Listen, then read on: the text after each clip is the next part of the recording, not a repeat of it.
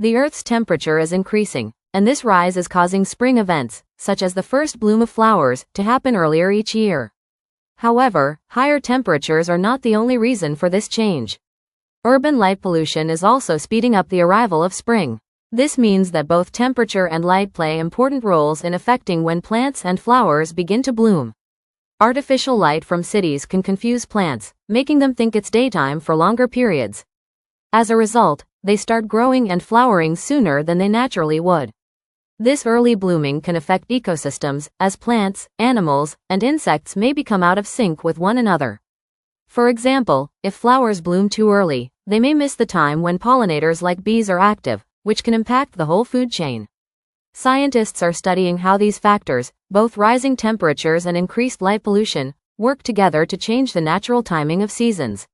Understanding these effects can help us develop better ways to protect our environment and adapt to these changes.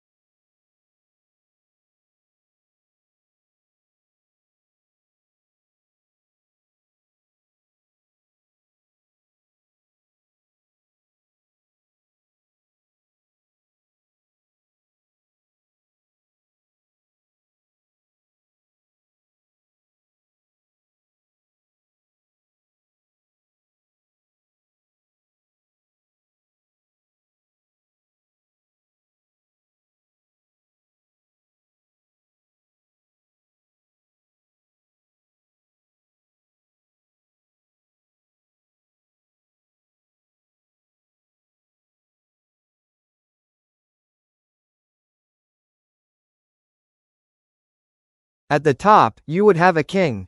Now the king would rule over a kingdom. Now, this is not so easy to govern, especially during the Middle Ages. And the king might owe many people things, especially people who helped the king come to power, helped him depose the previous king or to conquer this land.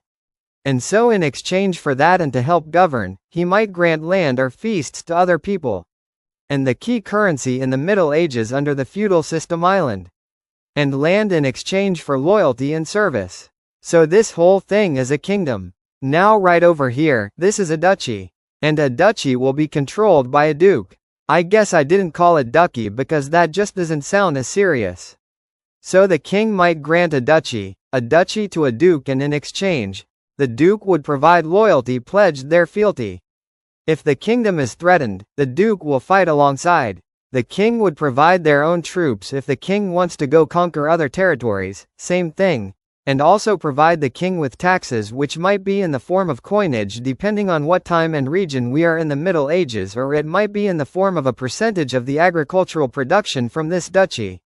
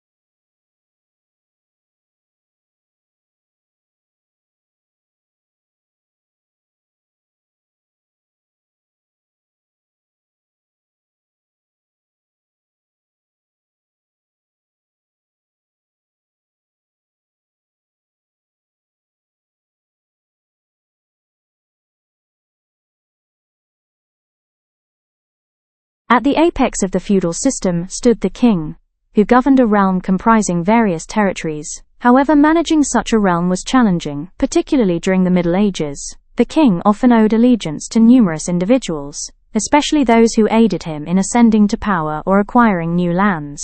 In return for their support and assistance in governance, the king granted land or estates to these individuals. Under the feudal system, land served as the primary currency, exchanged for loyalty and service. Each territory within the kingdom, such as a duchy, was overseen by a duke. The duke, appointed by the king, pledged loyalty and fealty to the king in exchange for the duchy. In times of external threats, the duke would mobilize troops to defend the kingdom alongside the king. Similarly, if the king sought to expand the kingdom's territories, the duke would contribute troops for conquest. Additionally, the duke provided the king with taxes, which could be in the form of coinage, or a portion of the agricultural produce from the duchy, depending on the time and region within the Middle Ages.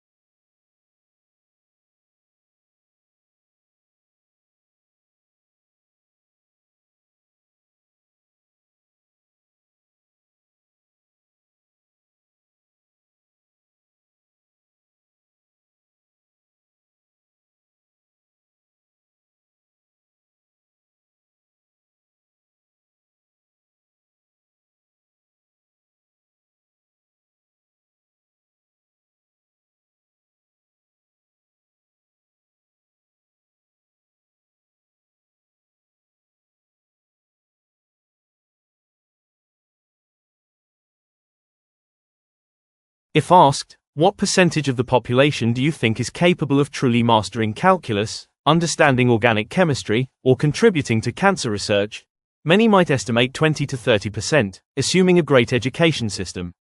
However, this estimate may be based on experiences within a non-mastery framework, experiences of progressing through classes at a fixed pace, accumulating gaps in knowledge.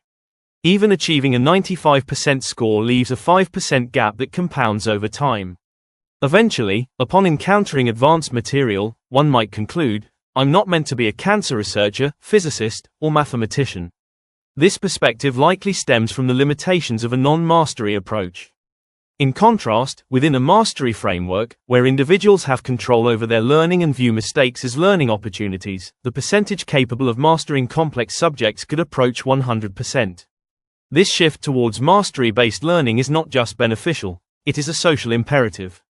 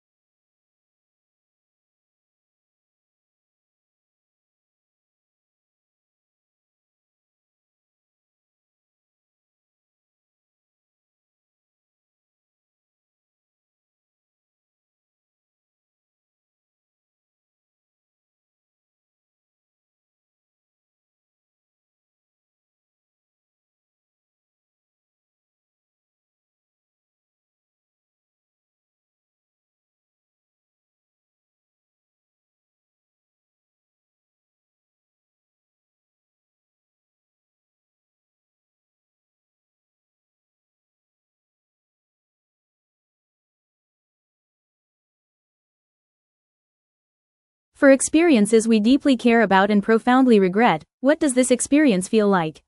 The short answer is clear: it feels terrible. Regret manifests in 4 specific and consistent ways. The first component is denial. After getting my tattoo, I spent the night in distress, fixated on one thought: make it go away. This primitive emotional response, akin to, I want my mommy, reflects a desire for the problem to vanish without seeking solutions or understanding its cause. The second component is bewilderment, characterized by thoughts like, how could I have done that? What was I thinking? This indicates a sense of alienation from the decision-making part of ourselves. The third component is self-punishment, often expressed as, I could have kicked myself. The fourth component, known as perseveration, involves obsessively and repeatedly focusing on the regret, creating an endless loop of denial, bewilderment, and self-punishment. These four components consistently define the psychological experience of regret.